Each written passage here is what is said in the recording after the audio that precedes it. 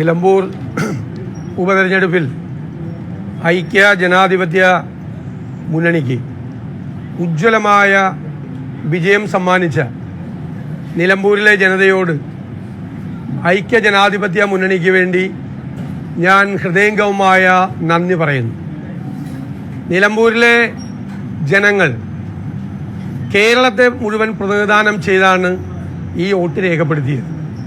കാരണം കേരളത്തിൽ 9 വർഷക്കാലമായി അധികാരത്തിലിരിക്കുന്ന പിണറായി സർക്കാരിനെ ജനങ്ങളുടെ മനസാക്ഷിയുടെ കോടതിയിൽ വിചാരണ ചെയ്യുന്ന തെരഞ്ഞെടുപ്പാണിതെന്നാണ് UDF നേരത്തെ പ്രഖ്യാപിച്ചത്. ജനങ്ങൾ അവരെ അവരുടെ മനസാക്ഷിയുടെ കോടതിയിൽ വിചാരണ ചെയ്ത് കഴിഞ്ഞ പ്രാവശ്യം 2700 വോട്ടിനാണ് ഞങ്ങൾക്ക് ആ സീറ്റ് നഷ്ടപ്പെട്ടത്. ആ സീറ്റ് 11,000-ലധികം, ഏകദേശം 12,000-ഓളം വോട്ടിന്റെ വ്യത്യാസത്തിലാണ് ഞങ്ങൾ തിരിച്ചു പിടിച്ചത്. ഏകദേശം 6 ഇരട്ടി വോട്ട്, 5 ഇരട്ടി വോട്ടാണ്. തൃക്കാക്കരയിൽ ഉമാ തോമസ് വിജയിച്ചത് PT തോമസ് ജയിച്ചതിന്റെ ഇരട്ടി വോട്ടിനാണ്. പുതുപ്പള്ളിയിൽ ഉമ്മൻചാണ്ടി സാർ ജയിച്ചതിന്റെ 4 ഇരട്ടി വോട്ടിനാണ്, 37,000 വോട്ടിനാണ് ചാണ്ടി ഉമ്മൻ ജയിച്ചത്. പാലക്കാട് ഷാഫി പറമ്പിൽ ജയിച്ചതിന്റെ 4-5 ഇരട്ടി വോട്ടിനാണ് രാഹുൽ മാങ്കൂട്ടത്തിൽ വിജയിച്ചത്. 40,000 വോട്ടിന്റെ ഭൂരിപക്ഷം LDF-നുണ്ടായിരുന്ന ചേലക്കരയിൽ അത് 12,000-ആക്കി കുറച്ചു. ഇപ്പോൾ ഞങ്ങളുടെ വോട്ടൊന്നും പോയിട്ടില്ല. ഞാൻ പറഞ്ഞല്ലോ, ഞങ്ങളുടെ പൊളിറ്റിക്കൽ വോട്ട് അതുപോലെ തന്നെ ഞങ്ങൾക്കുണ്ട്. LDF-ന്റെ 16,000 വോട്ടാണ് LDF-ന് നഷ്ടപ്പെട്ടിരിക്കുന്നത്. 16,000-ഓളം വോട്ടുകളാണ് LDF-ന് നഷ്ടപ്പെട്ടിരിക്കുന്നത് കഴിഞ്ഞ പ്രാവശ്യം കിട്ടിയതിനേക്കാൾ. ഇത് യഥാർത്ഥത്തിൽ ടീം UDF-ന്റെ വിജയമാണ്. ഒരു പാർട്ടിയെ പോലെ പല മുന്നണികളുടെ കക്ഷിയാണ് UDF. പക്ഷെ UDF നിലമ്പൂരിലും എല്ലാ തെരഞ്ഞെടുപ്പുകളിലും പ്രവർത്തിച്ചിട്ടുള്ളത് ഒരു പാർട്ടിയെ പോലെയാണ്. ഞങ്ങൾ നിയമസഭയിൽ ഞങ്ങൾ ഒരു പാർട്ടിയാണ്. ഞങ്ങൾ നിലമ്പൂരിൽ ഞങ്ങൾ മത്സരിച്ചപ്പോൾ ഒരു പാർട്ടിയെ പോലെയാണ് ഞങ്ങൾ പ്രവർത്തിച്ചത്. യാതൊരുവിധ അപസ്വരങ്ങളും ഇല്ലാത്ത കേരള രാഷ്ട്രീയ ചരിത്രത്തിലെ ഏറ്റവും അതിശക്തമായ മുന്നണിയായി ഐക്യ ജനാധിപത്യ മുന്നണി മാറി എന്നതിൻ്റെ ഏറ്റവും വലിയ തെളിവാണ്. അതിനുവേണ്ടി അഹോരാത്രം ജോലി ചെയ്ത ടീം UDF-ന്റെ മുഴുവൻ നേതാക്കളെയും, ഐക്യ ജനാധിപത്യ മുന്നണി നേതാക്കളെയും പ്രവർത്തകരെയും ഞാൻ അവരോട് ഹൃദയപൂർവ്വമായ നന്ദി പറയുകയാണ്. ഉത്കണ്ഠയോടുകൂടി ഈ തെരഞ്ഞെടുപ്പ് ഫലത്തിന് വേണ്ടി കാത്തിരുന്ന മുഴുവൻ പേർക്കും അവകാശപ്പെട്ടതാണ് ഈ വിജയം. ഞാൻ പേരെടുത്ത് പറഞ്ഞാൽ ഞാൻ തീരില്ല. മുതിർന്ന നേതാക്കൾ മുതൽ പ്രതിപക്ഷ ഉപനേതാവ് തുടങ്ങി PK കുഞ്ഞാലിസാമി തുടങ്ങി പാണക്കാട് കുടുംബത്തിലെ അവരെല്ലാം ഉൾപ്പെടെ കോൺഗ്രസിലെയും മുതിർന്ന നേതാക്കൾ എല്ലാവരും, മുൻ PCC പ്രസിഡന്റുമാര് അടക്കം മുതിർന്ന നേതാക്കൾ എല്ലാവരും ഒരേ മനസ്സോടു കൂടിയാണ് പ്രവർത്തിച്ചത്. ഇതൊരു വലിയ മെസ്സേജാണ്. ഇങ്ങനെ പ്രവർത്തിച്ചാൽ UDF ഇങ്ങനെ പ്രവർത്തിച്ചാൽ ഞങ്ങൾ നിലമ്പൂരിലെ ജനങ്ങൾക്കൊരു വാക്ക് കൊടുത്തിട്ടുണ്ടായിരുന്നു. നിങ്ങൾ ഉജ്ജ്വലമായ വിജയം ആര്യാടൻ ഷൗക്കത്തിന് നൽകിയാൽ ഞങ്ങൾ തിരിച്ചുള്ള വാക്ക് 100-ലധികം സീറ്റുമായി കൊടുങ്കാറ്റ് പോലെ കേരളത്തിൽ UDF അധികാരത്തിൽ വരുമെന്ന്. ആ വാക്ക് പാലിക്കാൻ UDF നേതൃത്വം പ്രതിജ്ഞാബദ്ധമാണ്. ഞങ്ങൾ അതിനുവേണ്ടി കഠിനാധ്വാനം ചെയ്യും. ഈ സർക്കാരിനെ ജനങ്ങൾ എത്രമാത്രം വെറുക്കുന്നു, അതിന്റെ ആഴം എത്രയാണ് എന്ന് വളരെ വ്യക്തമാണ്. ആഴം എത്രയാണ്, ആ വെറുപ്പിന്റെ ആഴം ജനങ്ങളുടെ ഹൃദയത്തിൽ എത്രമാത്രം വെറുപ്പോട് കൂടിയാണ് ഈ ഗവൺമെന്റിനെ കാണുന്നത്. അതുകൊണ്ടല്ലേ ഇവിടെ പറഞ്ഞു, പല നേതാക്കളും പറഞ്ഞു, ഈ ഡീലിമിറ്റേഷൻ വന്നതിന് ശേഷമുള്ള നിലമ്പൂർ അത്ര എളുപ്പമുള്ള സീറ്റല്ല UDF-ന്. അല്ല, കാരണം ഏറ്റവും പ്രധാനപ്പെട്ട UDF-ന് വൻ ഭൂരിപക്ഷം കിട്ടുന്ന 2 പഞ്ചായത്തുകൾ വണ്ടൂർ നിയോജകമണ്ഡലത്തിലേക്കും 1 പഞ്ചായത്ത് ഏറനാട് നിയോജകമണ്ഡലത്തിലേക്കും പോയി. അപ്പോൾ 2011 ഞങ്ങളുടെ ഏറ്റവും പ്രഗത്ഭനായ പരിണതപ്രജ്ഞനായ നിലമ്പൂരിന്റെ ഹൃദയമായ ശ്രീ ആര്യാട് സാർ ജയിച്ചത് 5,500 വോട്ടിനാണ് 2011. കാരണം കോൺസ്റ്റുവൻസി ഡീലിമിറ്റേഷൻ വന്നപ്പോൾ മണ്ഡലത്തിന്റെ സ്വഭാവം മാറി. അപ്പൊ ആര്യാട് സാർ ജയിച്ചതിന്റെ ഇരട്ടി വോട്ടിൽ 2016 വലിയ വ്യത്യാസത്തിൽ ഞങ്ങൾ തോറ്റത്. 2021 ഞങ്ങളവിടെ തോറ്റു. ഇപ്പോൾ അതിന്റെ എല്ലാം പലിശയടക്കം ജനങ്ങൾ അവരാണ് ഞങ്ങളെ വിജയിപ്പിച്ചത്. തീർച്ചയായിട്ടും ആ ജനവിശ്വാസം ഞങ്ങൾ കാത്തു സംരക്ഷിക്കും. വന്യജീവി ആക്രമണങ്ങളിൽ നിന്ന് ജനങ്ങളെ രക്ഷിക്കാൻ ഈ രൂക്ഷമായ ഈ വിലക്കയറ്റത്തിൽ നിന്ന് ജനങ്ങളെ രക്ഷിക്കാൻ തകർന്നു പോയ കേരളത്തെ തിരിച്ചു കൊണ്ടുവരാൻ, അത് കൊണ്ടുവരാൻ UDF നിങ്ങളുടെ കൂടെ ഉണ്ടാകും എന്ന വാക്കാണ് ഞങ്ങൾ കൊടുത്തത്. ആ വാക്കു പാലിക്കാൻ വേണ്ടിയിട്ടുള്ള ശ്രമമായിരിക്കും ഞങ്ങൾ ഇനി മുതൽ നടത്തുന്നത്. അതിൽ എല്ലാവരും ഒരുപോലെ പങ്കുവഹിച്ചിട്ടുണ്ട്, എല്ലാവരും ഒരുപോലെ പങ്കുവഹിച്ചിട്ടുണ്ട്. അതിന് എല്ലാവരോടും ഞാൻ നന്ദി പറയാണ്. പ്രത്യേകിച്ച് അവിടുത്തെ വോട്ടർമാരോട് ഏത് വാക്കുകൊണ്ടാണ് അവരോട് നന്ദി പറയേണ്ടതെന്ന് ഞങ്ങൾക്ക് അറിയില്ല. കാരണം 2026 തെരഞ്ഞെടുപ്പിൽ UDFന്റെ തിരിച്ചുവരവിന് വേണ്ടിയിട്ടുള്ള ഇന്ധനമാണ് നിലമ്പൂരിലെ ജനങ്ങൾ ഞങ്ങൾക്ക് നൽകിയത്. ഇന്ധനമാണ്. ആ മുന്നോട്ടുള്ള പ്രയാണത്തിന് കരുത്തു പകരാൻ, ഞങ്ങൾക്ക് ആത്മവിശ്വാസം പകർന്നതാണ് നിലമ്പൂരിലെ ജനങ്ങൾ ചെയ്തത്. അവരോട് ഞാൻ ഒരിക്കൽ കൂടി നന്ദി പറയാൻ ഈ അവസരം ഉപയോഗിക്കും.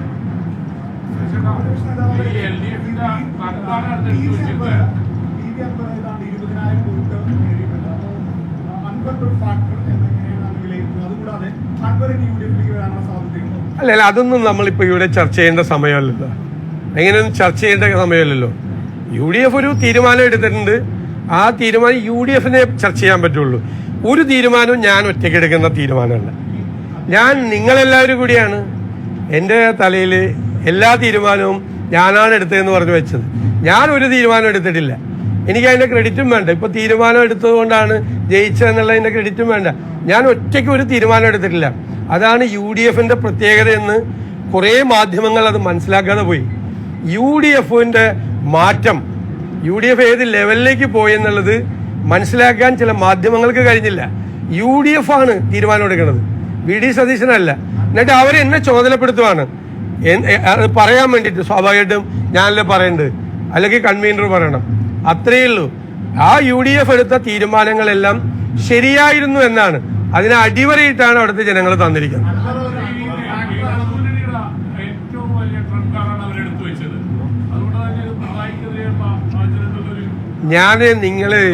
ഞാൻ കുറ്റപ്പെടുത്തൊന്നുമില്ല ഈ സമയത്ത്.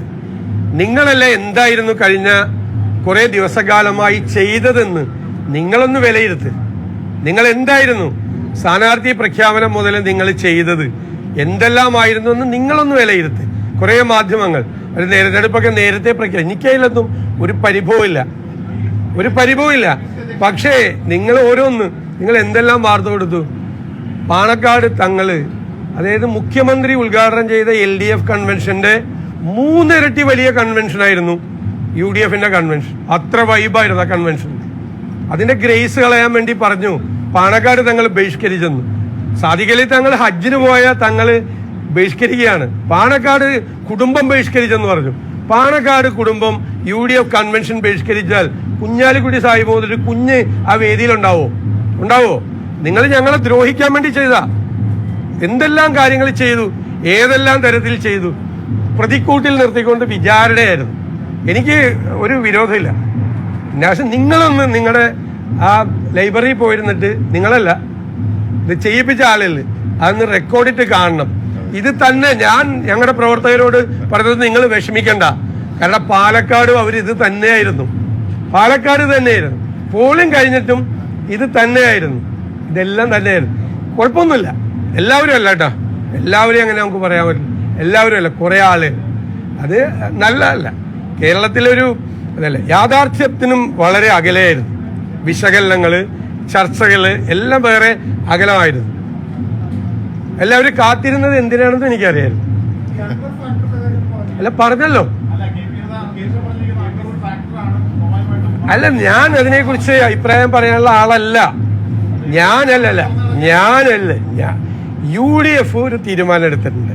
ഇനി UDFന്റെ തീരുമാനം എടുത്തു കഴിയുമ്പോൾ ഞാൻ നിങ്ങളോട് പറയാം.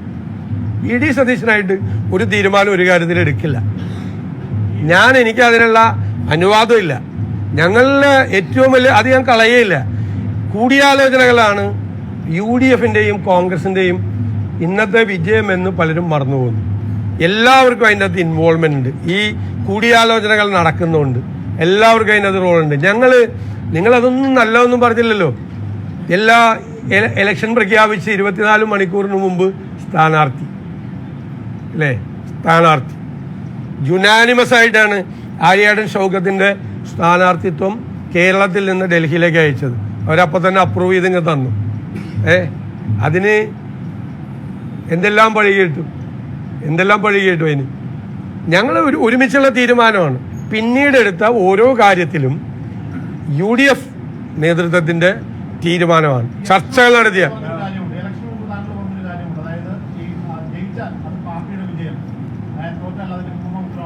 അല്ല, അത് തന്നെ ഞാൻ പറഞ്ഞല്ലോ. ഇപ്പൊ ജയിച്ചല്ലോ, മറ്റേനെ കുറിച്ച് ആലോചിക്കണ്ടല്ലോ. അല്ല, ഞാൻ ഇന്ന് പലരും കാത്തിരുന്ന എന്തിനാണെന്ന് എനിക്കറിയാം. പക്ഷെ ഞാൻ പറഞ്ഞല്ലോ, ഞാൻ അന്നും പറയും ടീം UDF അവരെ എന്നെ പോലും വിസ്മയിപ്പിച്ചു കളഞ്ഞു. ടീം UDF അത് തരുന്ന ഒരു കരുത്തും ആത്മവിശ്വാസവും എന്ന് പറയുന്നത് വളരെ വലുതാണ്. ടീം UDF നിങ്ങളിഞ്ഞി പറഞ്ഞോ, നിങ്ങൾ വെറും UDF എന്ന് പറയണ്ട, ടീം UDF എന്ന് പറയാൻ പാടുള്ളൂ. അതാണ്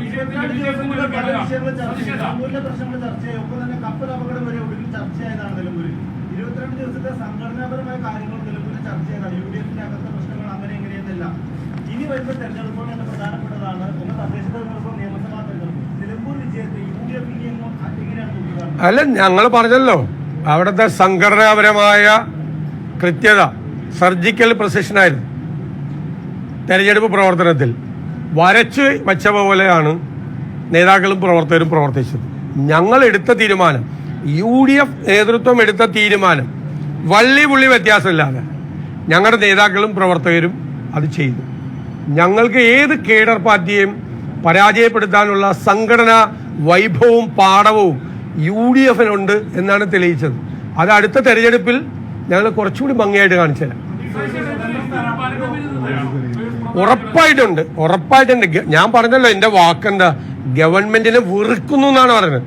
വെറുപ്പ് നിങ്ങൾക്കാർക്കും മനസ്സിലായില്ല. ഞങ്ങൾക്ക് കുടുംബയോഗങ്ങളിൽ പോകുമ്പോഴും ആളുകളെ കാണുമ്പോഴും ചായ കഴിക്കാൻ പോകുമ്പോഴും ഭക്ഷണം കഴിക്കാൻ പോകുമ്പോഴും ഒക്കെ ഞങ്ങൾക്കത് ബോധ്യമായി.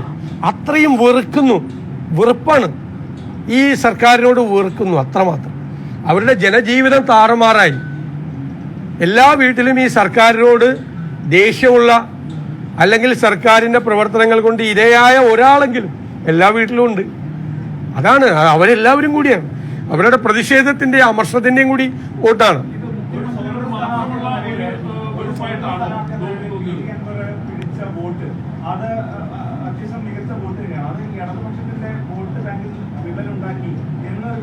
നിങ്ങളത് സെലിബ്രേറ്റ് ചെയ്യുന്നേ.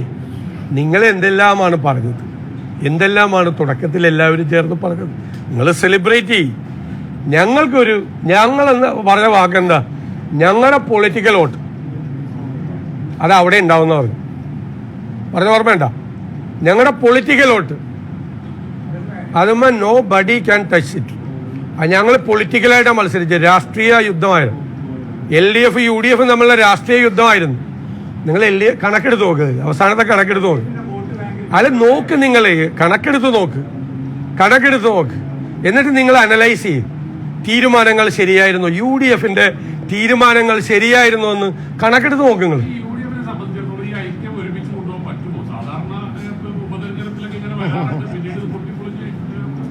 എവിടെ കഴിഞ്ഞ 4 വർഷം പൊട്ടിപ്പൊളിഞ്ഞതിന്റെ ഒരു കണക്ക് പറ, എപ്പോഴാണെന്ന് ഇങ്ങോട്ട് പറഞ്ഞല്ലോ. ഇങ്ങനെ കാഷ്വലായിട്ട് അതൊക്കെ ഓരോ സങ്കല്പങ്ങളാണ്.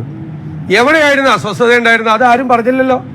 ഇടതു മുന്നണിയിൽ പാർട്ടി സെക്രട്ടറി ഒരു അഭിപ്രായം പറഞ്ഞു, ഇല്ലേ? മുഖ്യമന്ത്രി വേറൊരു അഭിപ്രായം പറഞ്ഞു. തെരഞ്ഞെടുപ്പ് കഴിഞ്ഞിട്ട് പാർട്ടി സെക്രട്ടറിയെ മുഖ്യമന്ത്രി തള്ളി പറഞ്ഞു.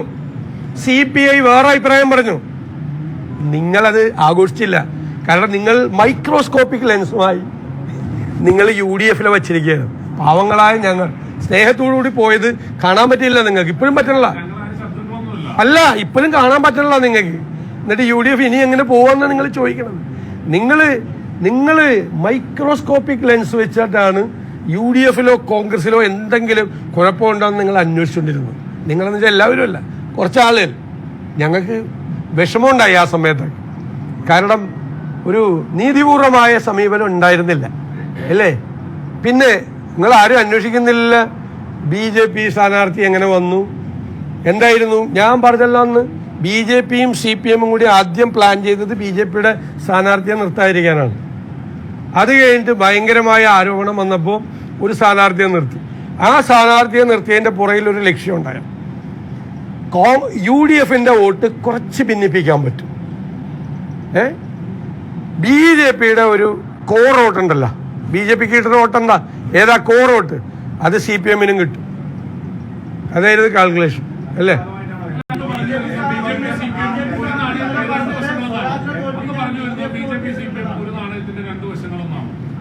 ഞാൻ പറഞ്ഞത് അതൊന്നും ഞാൻ ഉപയോഗിക്കാത്ത വാക്ക് പറയുന്നത്. ഞാൻ പറഞ്ഞത് അവര് തമ്മിൽ അൺഹോളി നെക്സസ് ഉണ്ട്, അവിഹിതമായൊരു ബാന്ധവം കേരളത്തിലെ BJPയും കേരളത്തിലെ CPM നേതൃത്വവും തമ്മിലുണ്ട്.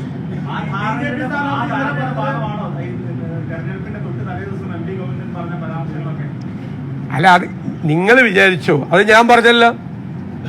വർഷങ്ങൾ മുമ്പ് ഒരു പ്രണയത്തിൽ നിന്ന് അകന്നുപോയ പ്രണയിനി പ്രണയാർദ്രമായ ഒരു അപേക്ഷയും ഒരു ഓർമ്മപ്പെടുത്തലും അതിനാണ് തലേദിവസം നടത്തിയത്. സാധനം പാളിപ്പോയി, അത് വേറെ കാര്യം.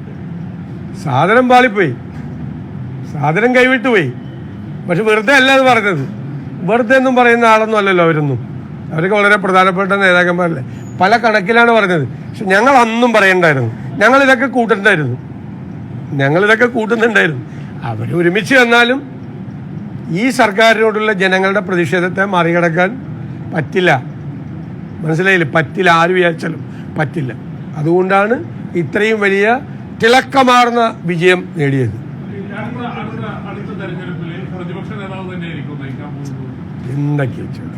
എന്തെങ്കിലും കിട്ടുമെന്ന് നോക്കുകയാണ്. ഞങ്ങള് ടീം UDF, ഞാൻ അത് പറഞ്ഞാൽ മതി. ടീം UDF, മനസ്സിലായില്ലേ? Team UDF. അത് പറയാൻ എന്താ മടി?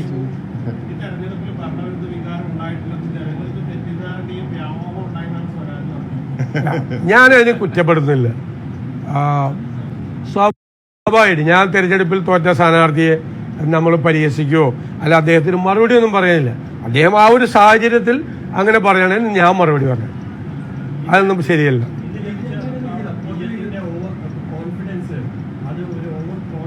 ഒരിക്കലും ആവില്ല. ഞങ്ങൾ പറഞ്ഞല്ലോ 20 സീറ്റിൽ 18 സീറ്റ് കിട്ടിയല്ലോ പാർലമെന്റ് ഇലക്ഷനിൽ. അപ്പൊ അന്ന് മാച്ചുകളഞ്ഞൊക്കെയാണ് പറഞ്ഞേക്കണത്. ആ ഭൂരിപക്ഷം ടെൻഷൻ ആകണ്ടെന്ന് പറഞ്ഞു. ഈ ഇലക്ഷൻ ഞാൻ പറഞ്ഞു ഇന്ധനമാണ്, മുന്നോട്ടുള്ള കുതിപ്പിന് ഇന്ധനമാണ്.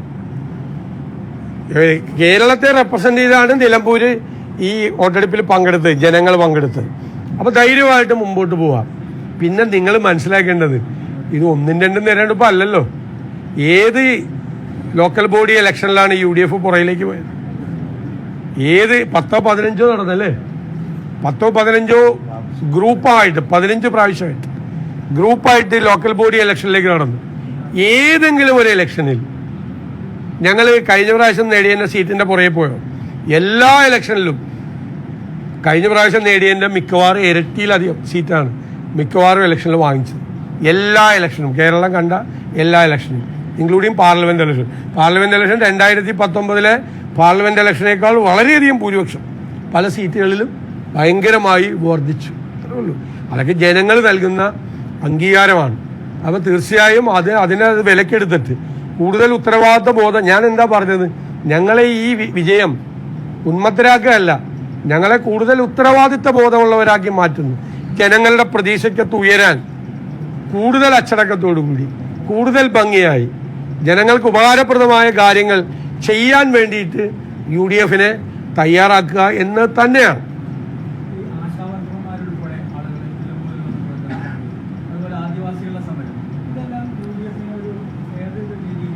ഉറപ്പായിട്ടും ഞങ്ങളെ അത് സഹായിച്ചിട്ടുണ്ട്. കാരണം ആശാ സമരം എന്ന് പറയുന്നത് സർക്കാരിന്റെ മുതലാളിത്ത മനോഭാവത്തെ, തൊഴിലാളി വിരുദ്ധ സമീപനത്തെ, തീവ്ര വലതുപക്ഷ ചിന്താഗതിയെ തുറന്നു കാട്ടി. ഞങ്ങൾ പറഞ്ഞതൊരു കമ്മ്യൂണിസ്റ്റ് ഗവൺമെന്റ് അല്ല എന്ന് പറഞ്ഞു. ഇവര് കമ്മ്യൂണിസ്റ്റുകാരല്ല എന്ന് പറഞ്ഞു. ഇവര് തീവ്ര വലതുപക്ഷക്കാരാന്ന് പറഞ്ഞു. ആദിവാസികളോട് സമരം ചെയ്യുന്ന ആദിവാസികളോട് ചെയ്തത്, ആശാവർക്കർമാരോട് ചെയ്തുകൊണ്ടിരിക്കുന്നത്. എങ്കിലും അത് മാറ്റട്ടെ. അല്ല UDF വരുമ്പോ ചെയ്യും.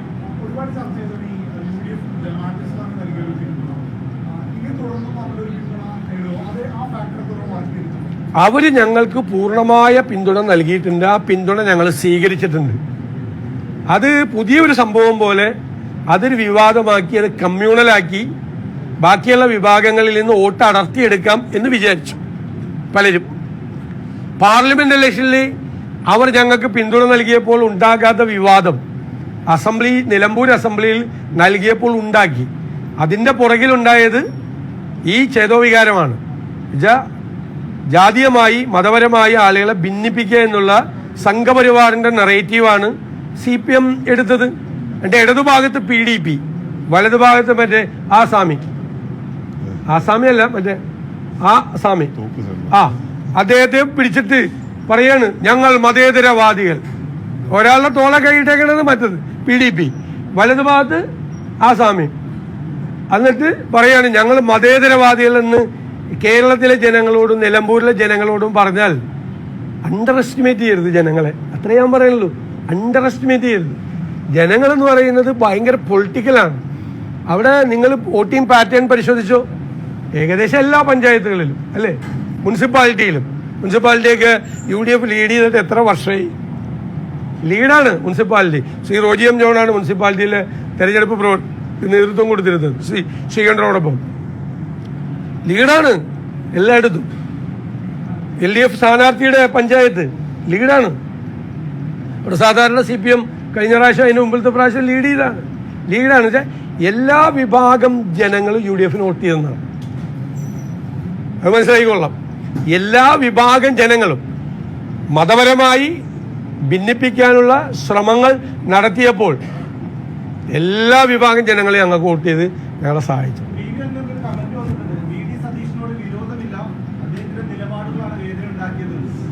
No comments. ഞാനൊന്നും ആരോടും പറയില്ല. ഞാൻ ഇതുവരെ നിങ്ങളോട് ചോദിച്ചു, ഞാൻ ഇതുവരെ ആരെങ്കിലും കുറിച്ച് മോശമായിട്ട് പറഞ്ഞിട്ടുണ്ടോ? ആരെങ്കിലും കുറിച്ച് ഒരു വാക്കും? പണ്ട് 2 വാചകം പറയാൻ എന്നെ UDF ചുമതലപ്പെടുത്തിയ ആ 2 വാചകം അല്ലാതെ നിങ്ങളെല്ലാം ഓരോ മണിക്കൂറാണ് എനിക്കെതിരെ പറഞ്ഞത് ലൈവായിട്ട് വിട്ടിട്ടുണ്ട്. ഒരു ചോദ്യം പോലും നിങ്ങളാരും ചോദിക്കാതെ എനിക്കെതിരെ പറഞ്ഞത് 1 മണിക്കൂർ ലൈവായിരുന്നു.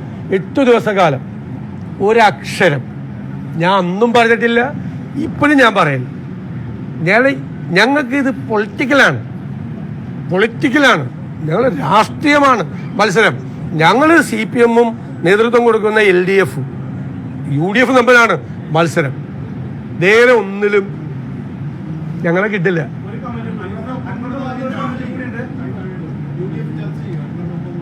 No comments.